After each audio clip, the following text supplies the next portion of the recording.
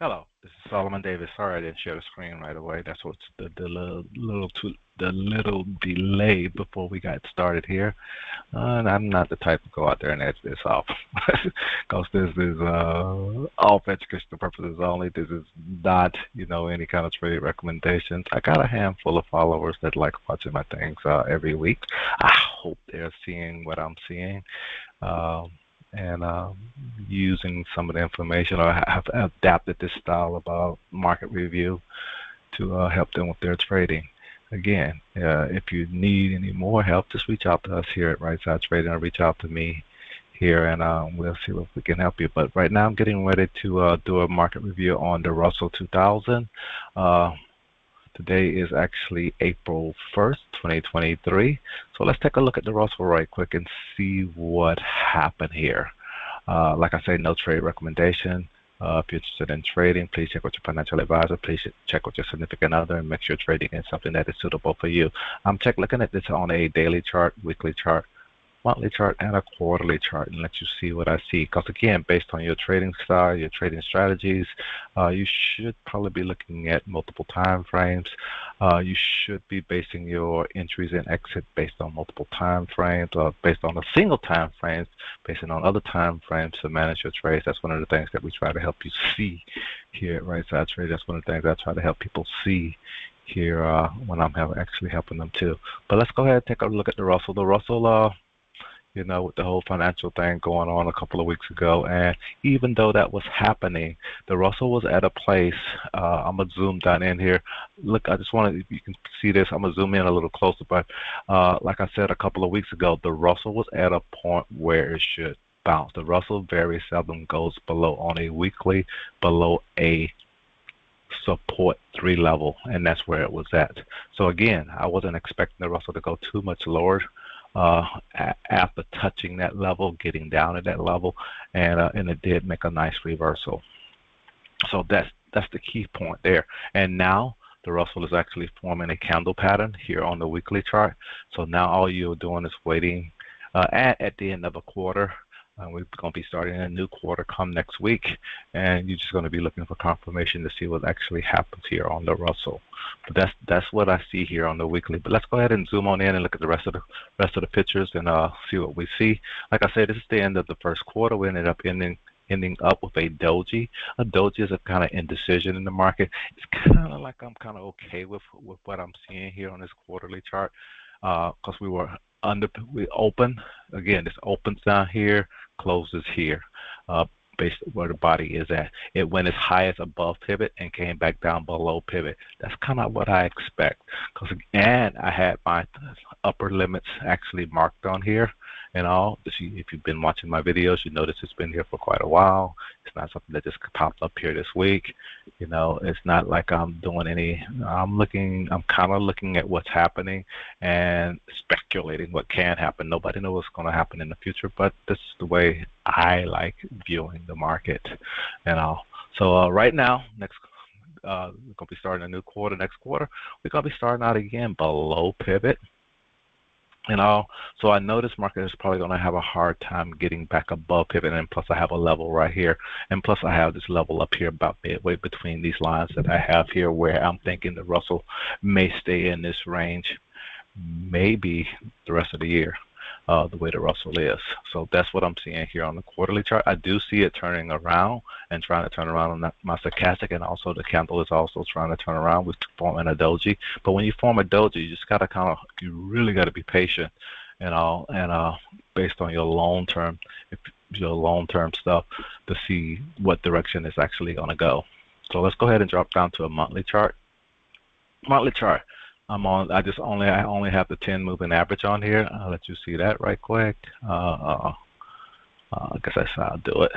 So it's just a 10 moving average, exponential, simple. Really doesn't matter to me too much, and all.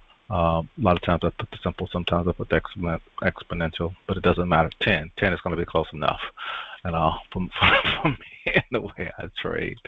But as we can see on this monthly chart, ending up for the month, we did come down again. We on the weekly chart that we're going to look at here in a little bit, we came to a point where we expect the bounce. I have a line here. I should have a range here. On other charts, I have a range down here where I wasn't expecting the market to go too much more below this. And it could have came down a little bit lower than go as low as I expected it to go. But it came down to a point, as we're going to see on the weekly chart, to where it was at a point where out of any short trades, get into any long trades, sell below the level, and wait for this market to come up before you start selling at the top. There's no trade recommendation there. It's just the way I look at the market and just the way I like trading the market with the strategies that I use and all. But we see this bearish looking pattern. And again, this 3-candle pattern, we had it before, but that's the whole thing with the Russell. The Russell can get where it throws these bearish looking patterns at you, and then the next month, this is the monthly candles. The next month, it wipes that out. No confirmation to the downside. Actually reverses back to the top where it started from. And then it gives you another bearish looking pattern like it wants to go down. And it goes up even a little bit higher. And we thought the Russell was one of the first ones when this happened. When we thought it was going to turn bullish. Then it went bearish on us. Then it was bullish on us. Now it's still above the 10. That was 2 months ago. Back in February, but it gave us like this thing didn't want to go higher, and this is when when this was created, and we can see, it's back below the 10.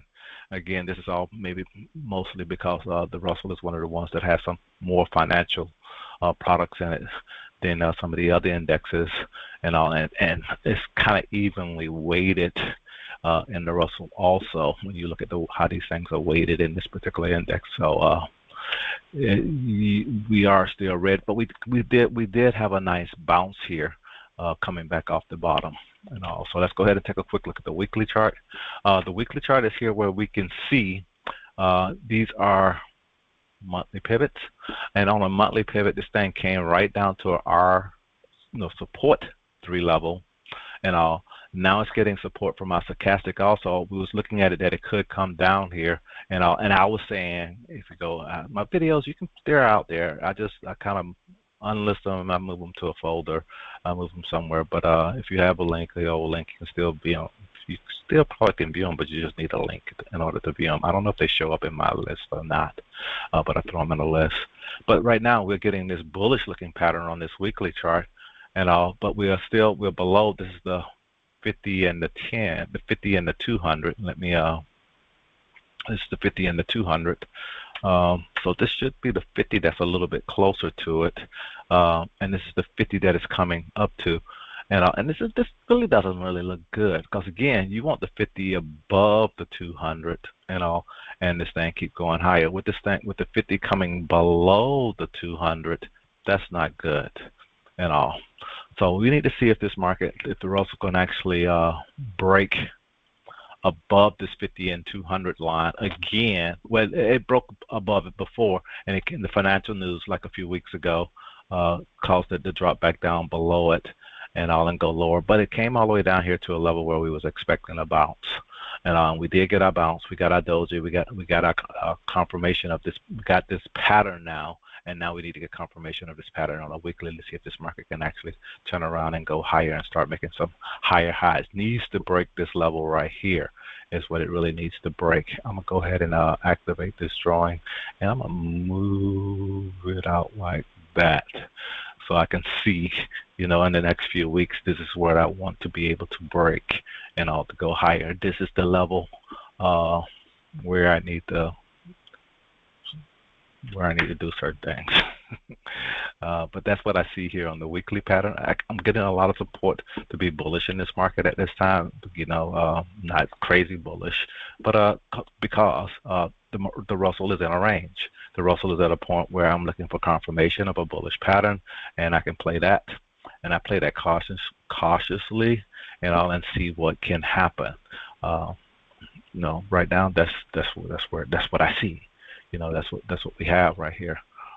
You see markers all over the place right now because I do have things on, the way I trade. And I don't know why this one is on. I was looking, I think this one, I was seeing if the market was going to drop back down below this. And it never did. It's still going higher. So whatever I'm in or whatever I'm doing, therefore I'm good. And maybe next week I might move it a little higher. I might move it up to this point. I have to kind of like this wait and see. But let's go take a quick look at the daily. The daily gave us this crazy sideways action here. We had a couple of dips. This was the dip where it had came down and on the weekly had touched that monthly pivot, and I got really close to that monthly pivot. And that's when, again, I was saying, like, for those 2 weeks, it was 2 weeks. I was saying, look out for this monthly pivot, look out for this monthly pivot, look out for this support 3 level. This support 3 level is a strong level. The support 3 level, the market doesn't break it on a monthly, on these weekly candles, on these monthly pivots. The market very seldom goes below those levels. I kept saying that, and this is what happens. You get stuff like this. This is kind of like yeah, you get stuff like this.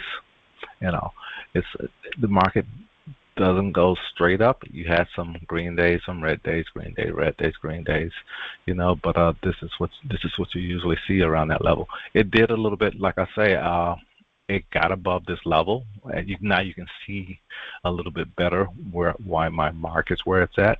I got above this level right here right now. If I come back down and test this level, I need to do certain things, but if it doesn't, I will be moving this level probably up a little bit higher, and I have to wait until next weekend during the week to see how high can I move it. How much do I want to trail this thing as it goes higher? That's my expectation. But if it comes back down, I have a point where, okay, it's time. I'm done. And that's the way I look at things. That's the way I look at the market. And you can see now that other big marker that's on the other charts on the higher time frames. What is it indicating for me? Is this indicating this double top area that this market had been to before? And that's how I like highlighting my charts and all. And on this one, I have a 50 and the 200 and all. The 200 has gotten below the 50 like we would like to see on the lower time frame, and the 50 is above. It's just now, can we get these on the daily? Can we get to a point where we're actually crossing over, where it's actually the market is crossing over like this again? It did it the first time. These moving averages got kind of like this was the 50 here. When you did this right here, this is really kind of strange. No, that's right. That's right. That's right. You would expect this here, and you almost expect this right here, like it did here. Because usually they look it up. They have these cross names that they have when it's crossing down and when it's crossing up. And in this particular case, it was actually crossing up and all.